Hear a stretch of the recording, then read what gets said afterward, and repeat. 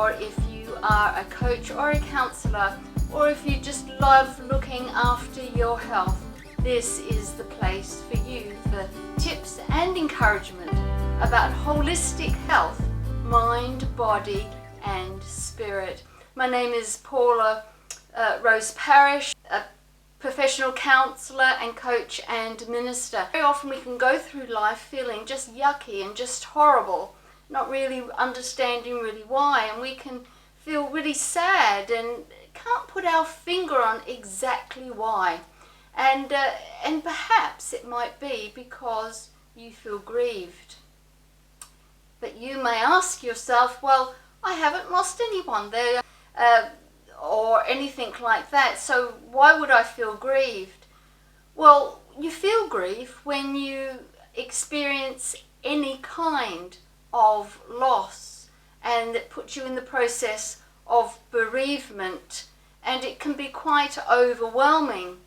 And to recognize when you are in grief is not a particularly easy thing to do. I remember after a divorce, it took a couple of years for me to realize that what I was experiencing was that I was grieving. And it's not until we identify what feelings that we are going through that we can actually deal with them and recover from them. So there are many aspects to understanding if we are in grief or not. I want to read you first of all an excerpt from my book to help us with those thoughts. I'm going to put my reading glasses on, and I can't read without them. And this is from an excerpt from chapter 1 called A Place to Start, and this will help us today. When we plan to take our journey of some kind, we take time to prepare. We are savvy travellers, and so we ensure that we have our navigation tools in hand, ensuring that they work as they should. Then when we become familiar with them, and before we get on the road, we come and visit the fuel station, which guarantees us a complete journey. If we don't, there's a good chance of getting lost and taking a detour or not getting to our intended destination at all. But now we have a goal, we have a plan, and we are ready to begin our journey. Well, approaching grief is just like approaching a journey. If you are in grief, you are on a journey.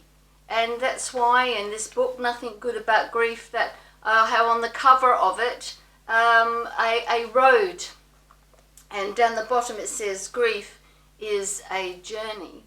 And like all journeys, we need to prepare. And like all journeys, there is a beginning and there is an end. And many of us really don't realize that there is an end to this, that there is an end of the journey. You can recover. But we must recognize that we are in grief. So how do we do that? How can we recognize that what we are feeling and those overwhelming feelings that we are experiencing is actually grief? Well, there is 3 aspects to this. First, there is shock, then there is suffering, and then there is anger. And if you are experiencing some or all of them, you may be in grief. First of all, with shock. I remember as a young girl growing up in Australia, in South Australia, and we used to go out into the dead of night, into the bush on a hot summer's night to go racing around in our cars. And we never used to do it on the streets because we'd get into trouble and would be a nuisance to other people. But you know, we knew people who had properties and would race around on the properties, and the lads loved going what they called was rabbiting. I always felt sorry for the rabbits, but I wanted to be part of the group, so I went rabbiting with them. And so the first process of rabbiting was to bring them into a sense of shock so they can be caught or shot.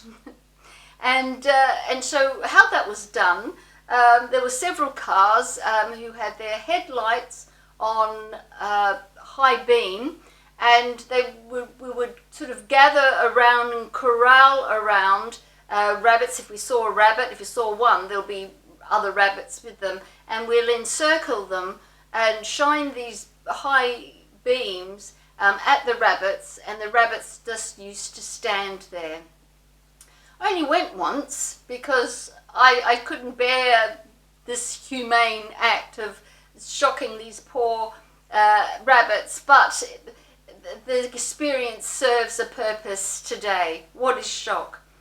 There they stood, those poor rabbits, like statues in the glaze of the headlights, and it always reminded me with their big eyes, them saying, you know, if you could hear the words that they were saying, or perhaps their thoughts, they might have been saying, "Take me to your leader," because that's what they look like, you know, in those old science fiction movies where the human being or the entity would say, "Take me to your leader." And this is what these little things would look like. They were an absolute shock. They're actually frozen to the spot, and they couldn't move until those lights were turned off, and then they scurried away, and the boys had a whale of a time, and us girls didn't like it so much. But that's what shock is, and that's what happens to us when we are grieved, particularly if the death of the loved one or a very sudden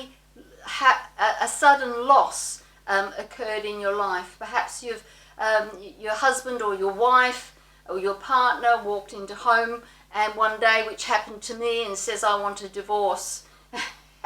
And you're in absolute shock because there was no reason or why or wherefores, and they don't want to discuss any of that. And so, you know, your whole body seems to shut down. You're in complete shock.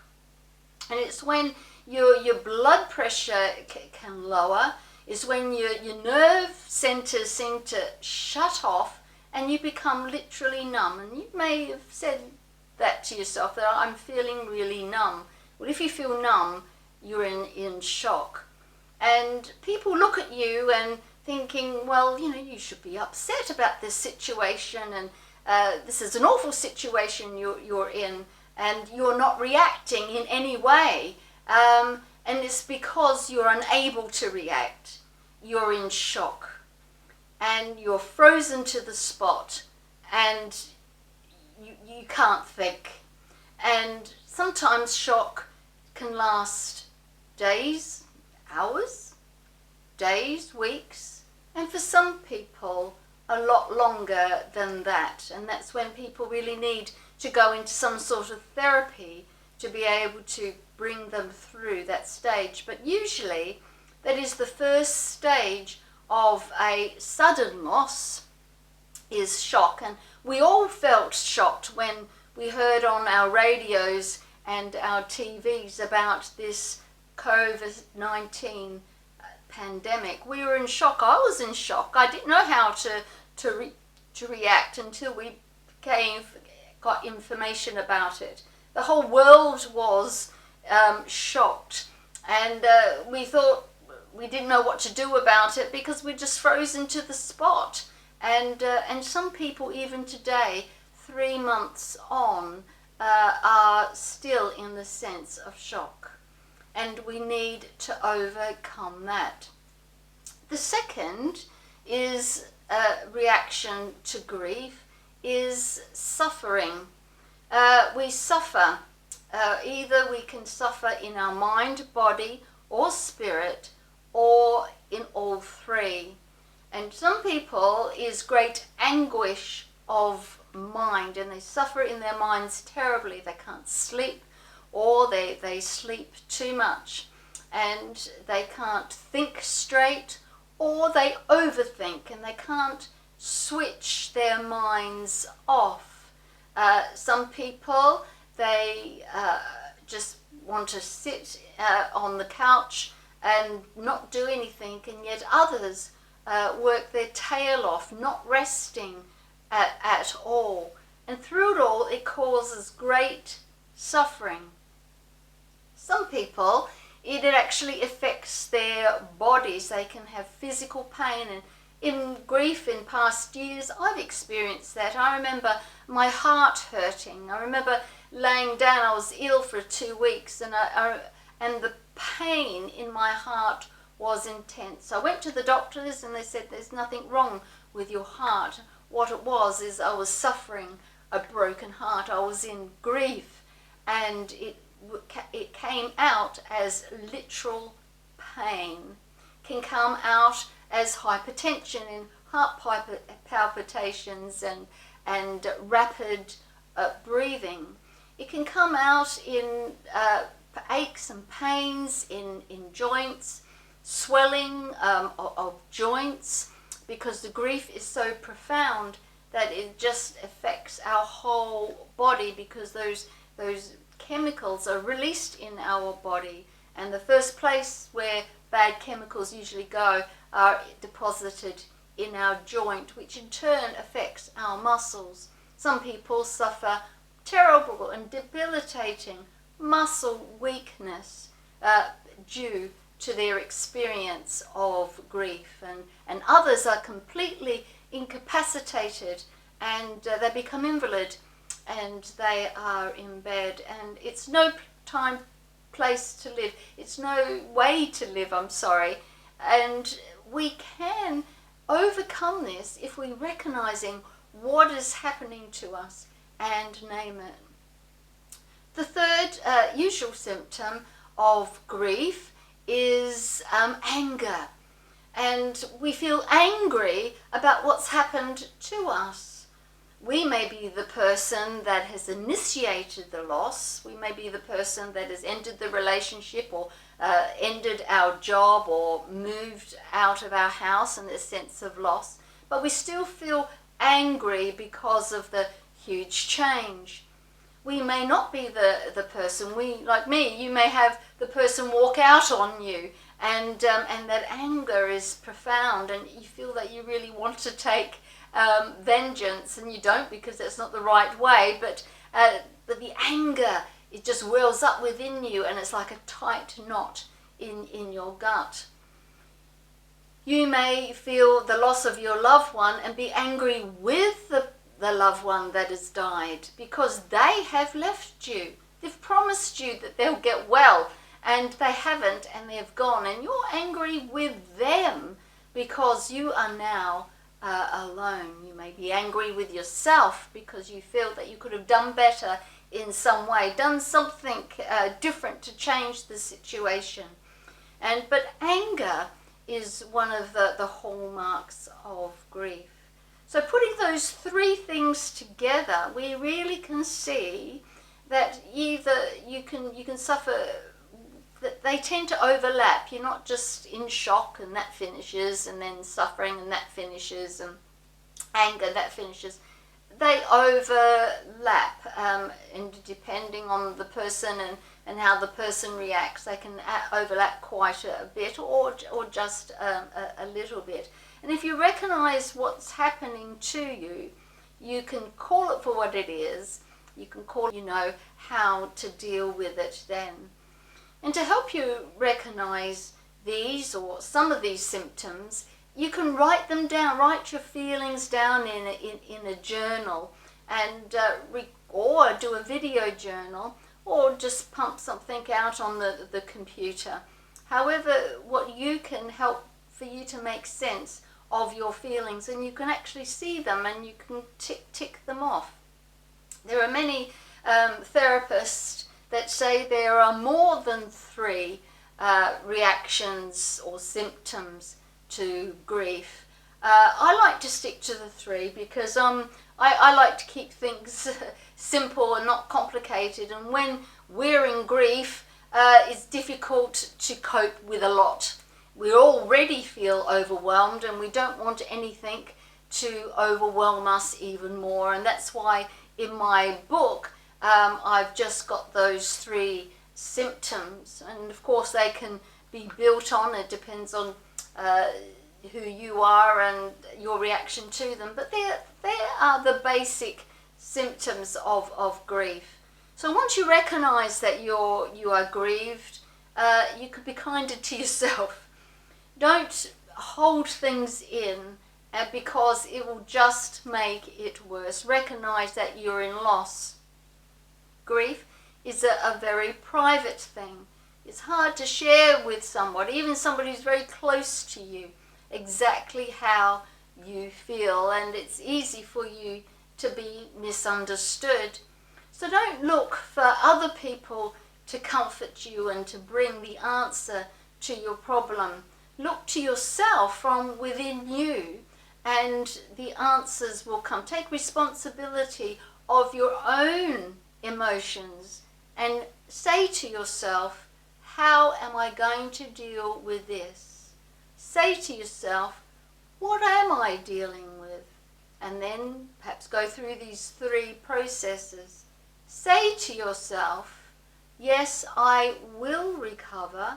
Yes, I am in recovery. That's those positive affirmations. Because if you rely on a particular person or people, if you rely on an event or somewhere, or on the holiday to Spain or something to make you feel better, you probably won't, and you probably won't enjoy that holiday like you deserve to, and you probably won't deserve those enjoy those people around you like you deserve to, because you're trying to deal with all these emotions.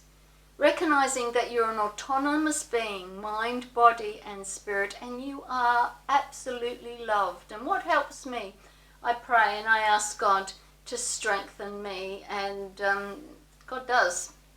And I have to say that over 40 years of experiencing grief and being trained as a specialist in grief through coaching and counselling, and working with a lot of people in 3 different countries, in Australia, in the United States, and here in the UK, with grief and many other problems as well. I know that it is possible to come through it. It is a subject you would like me to tackle. Please do so. Tell me and put those comments down below. I'm a high percentile dyslexic, and I'm going to make future videos on how to cope with adult dyslexia, because I didn't know I was a dyslexic until I was in my late 40s when I discovered that I was a dyslexic, and I'm going to make a series on that. And so please subscribe down below and subscribe and keep watching. I have a website as well, and that all that information is down below, and the information on how to get my book is down below, and a newsletter as well. And it'll be great to see you again on these videos, and to establish a community of people who enjoy holistic living, mind, body and spirit. Thanks again for watching, and I'll see you in the next video. And remember to live life on purpose